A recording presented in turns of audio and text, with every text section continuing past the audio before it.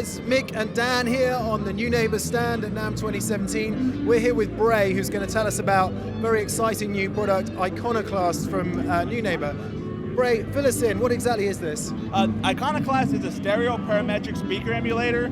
It's basically designed to mimic the response that your cabinet would when you plug your guitar into there, and it kind of reproduces the sound. Now with the Iconoclast, the idea here is that you can basically set it at the end of your existing pedal board, but you already own, but you already have in use, and basically just run that directly into a PA, directly into a recording interface.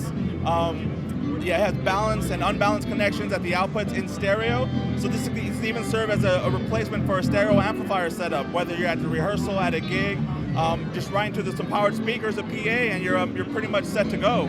The controls on there are meant to be pretty approachable. It has a headphone volume, as well as a low, mids, and high control. The low, mids, and highs, you can view them as you view any other low, mids, and highs. The low is on the low frequencies, the mids, middle frequencies, and the highs, the upper registers. We also designed them so that you can think about them in terms of a guitar cabinet. Sure. So the lows, at the minimum setting, will roughly approximate a 1x12 open back cabinet. So you're going to have the most low frequency response, but the amplitude is just not going to be there, kind of at some of the sub frequencies. So it's a resonance kind of thing. Exactly, yeah. And as you turn that up, you're actually going to increase the amplitude or increase the amount of low end response going on, but it's actually shifting, so it's not quite as extending under like the 100 hertz levels as some of the open back stuff might. At the maximum level, it's roughly a 4x12 design. The mids emulates speaker dampening, so that's going to emulate how the actual amplifier, the power amp, interacts with the speaker itself. At the lowest end, it's going to be a low damping factor. So you can actually see there the impedance curve of the amplifier of the speaker is going to have an effect on the sound, and you get a natural scoop. Sure. You turn that up, and that scoop actually flattens out, and you kind of get a more neutral, flat kind of mid-bass response there. Yeah, and that's going to be an amplifier with a high damping factor. So there's little interactivity between the speaker impedance curve and what's going on in the power amp. Okay. Lastly is the highs, and that's really the speaker type.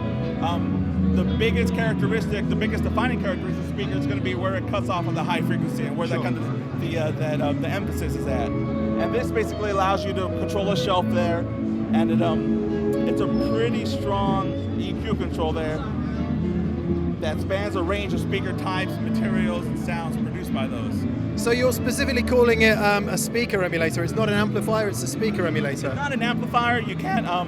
You're going to have to run this into a mixer or a powered situation where you have the speakers already being amplified by either their own source or by the PA system, what have you there. So in terms of running it on the end of a pedal board, you're running through normal gain pedals. You're not saying you need like a specific preamp or... You really don't. I mean, from our experiences, amp in a box styles like the Friedman BEOD works well. Sure. Also just pedals that are generally just kind of more neutral in their tonality. They're not excessively bright or excessively warm. Those pretty much serve the same functions that preamp does, to kind of just shape your sound and give you something to work with. And with something like that, with your distortion pedals, your overdrives already on the board, plug them in Iconoclast, and you have a solution right there, whether you're practicing, whether you want to run direct, you want to record, or whether you just want something that's going to be supremely consistent from your practice to your gig without having to change settings, because all of a sudden I'm going to open my amp up, and now everything has to change because of that. Yeah.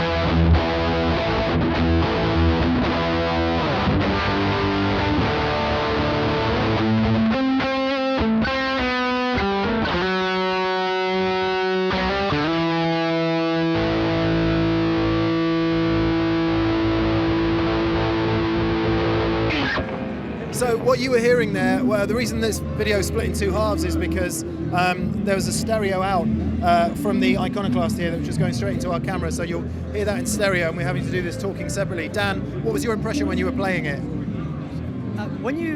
Normally if you plug headphones into any rig, the experience is sterile, and fizzy.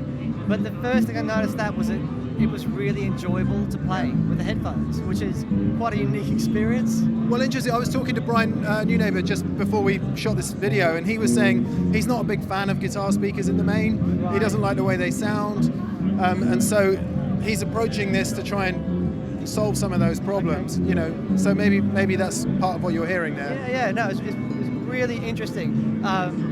You can not only for a practice situation, but for things like a spare. Yeah. If you got a gig and your rig breaks down, then you can go direct from this to the PA. I mean, that's golden. Yeah, very, very impressed. Fantastic. Well, we can't wait to get it on the show. That's Dan, Mick, and Bray at Neunaber.